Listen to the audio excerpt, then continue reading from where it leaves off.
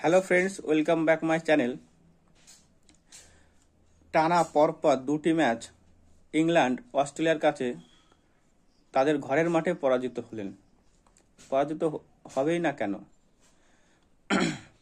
আমার ভাবতে অবাক লাগছে যে অস্ট্রেলিয়া 2023 সালের বিশ্বকাপ চ্যাম্পিয়ন টিম, সেই চ্যাম্পিয়ন টিমের বিরুদ্ধে কোনো অভিজ্ঞ প্লেয়ার নেই। Joe Root, Buttler, Ben Stokes, Sam Curran, কোনো অভিজ্ঞ বা সিনিয়র ক্রিকেটার এই দলে নেই। আপনারা নতুন জেনারেশনকে চান্স দিয়েছেন, ঠিক আছে, কিন্তু ম্যাচ জিততে গেলে অন্তত সিনিয়র ক্রিকেট তো লাগবেই। কোনো অলরাউন্ডার, পেস বোলার তেমন কিচ্ছু এই টিমে নেই। ম্যাচ জিততে গেলে অভিজ্ঞ প্লেয়ার তো লাগবেই। আপনারা টেস্ট ফরম্যাটকে ব্যাসবল বলে ওডিআইতে নিয়ে গেছেন, আর ওডিআই ফরম্যাটকে টি-20 ফরম্যাটে পরিণত করতে যাচ্ছেন, কিন্তু দিনের শেষে পরিণতি কি হলো?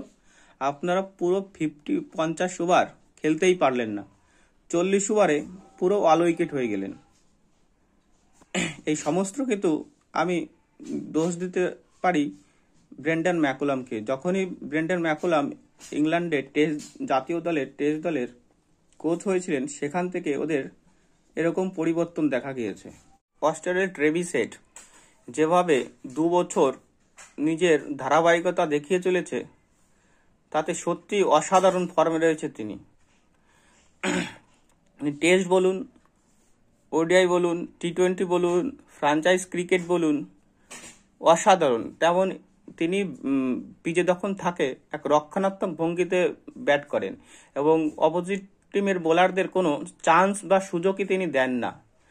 পিট ওয়ার্নার অবসর নেওয়ার পর আন্তর্জাতিক ক্রিকেট থেকে ট্রেভিস হেড ওপেনিং করছে, কিন্তু তার সঙ্গে যে যোগ্য পার্টনারশিপ বা পার্টনার এখনও অস্ট্রেলিয়া তেমনভাবে খুঁজে পায়নি।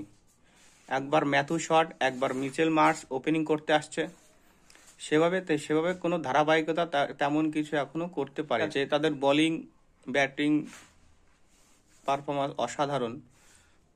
প্রথম ম্যাচে তাদের নতুন প্লেয়ারদের চান্স দিয়েছিল, কিন্তু দ্বিতীয় ম্যাচে হ্যাজেলউড এবং মিচেল স্ট্যাঙ্ক টিমে স্কোয়াডে আবার জায়গা পেয়েছেন এবং তারা পরপর দুটি ম্যাচ ইংল্যান্ডকে তাদের ঘরের মাঠে পরাজিত করে ফেললেন।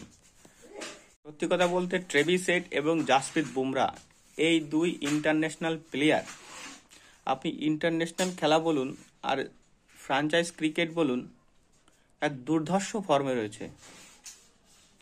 মানে অ্যাক্রস ফরম্যাট, 3 ফরম্যাট মিলে যদি এখন মানে কারেন্ট ফর্মে কেউ থাকে, এই দুই প্লেয়ার পুরো সেরা ফর্মে রয়েছে। 5টি ওডিআই সিরিজ, তা এখন 2-0 এগিয়ে অস্ট্রেলিয়া। এখনো 3টি ম্যাচ বাকি আছে ইংল্যান্ডের হাতে, তারা দেখি কামব্যাক করতে পারে কিনা।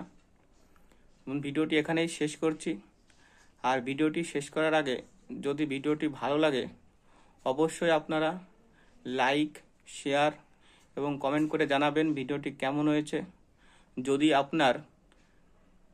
যদি আপনি ফেসবুকে থাকেন ফলো করবেন এবং ইউটিউবে থাকেন সাবস্ক্রাইব করবেন। নমস্কার, জয় হিন্দ।